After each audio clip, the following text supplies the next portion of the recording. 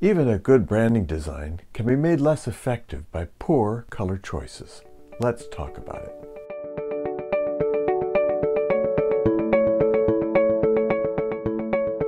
Every identity must first work in solid black and white. There are too many situations to ignore where this constraint is a reality. Newspapers and yellow pages don't do well with halftones, especially when the size is small. Many companies often print their business forms in black only, and some businesses have many forms. A solid black and white original will always reproduce better in photocopies and faxes than a colored one. Besides, as was mentioned in previous chapters, when color is allowed to dictate designs, it can be a distraction that allows aesthetically inferior forms, proportions, and shape refinements to slip by unnoticed, at least initially. Sooner or later, however, shoddy work will be recognized for what it is. Unless an identity is a word mark, it will be made up of a monogram or a logo and a signature. Both elements together, not the logo alone, make up the identity.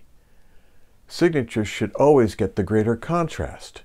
This may seem counterintuitive because the logo typically takes much more time to design than the signature, but this rule remains valid. Why? Because the signature must be read.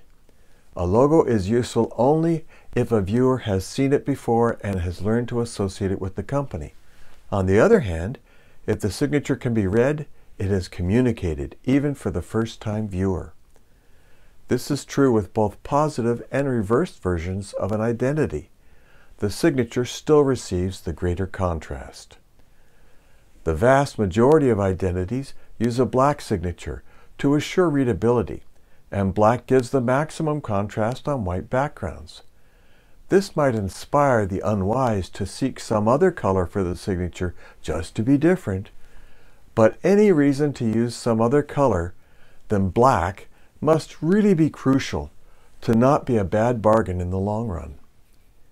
Even if an identity has a color logo and a color signature, the signature should have no less than 60% contrast with any background. A logo may have less contrast than a signature, but never less than 40%. This provides a natural hierarchy in the identity in terms of contrast. First the signature, second the logo. Color can be an important part of an identity, and every logo should be able to work in some color.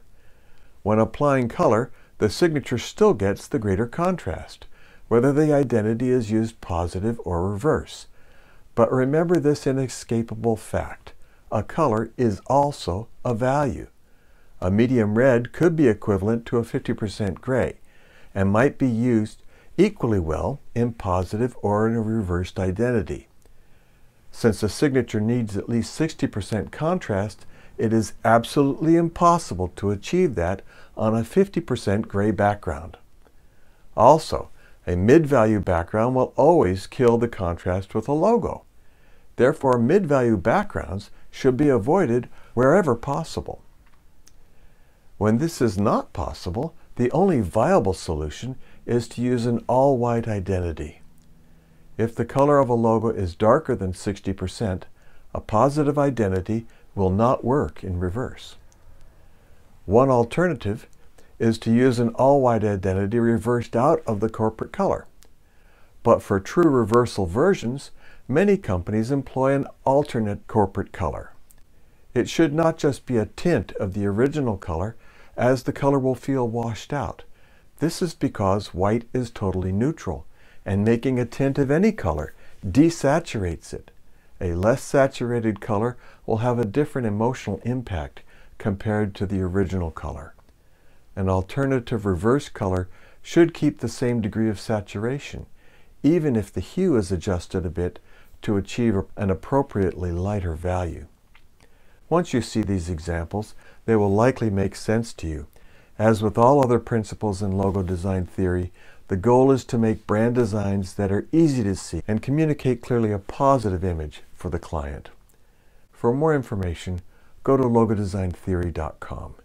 If you found this helpful, be sure to like this video, subscribe, and share this with anyone who needs to know more about logo design.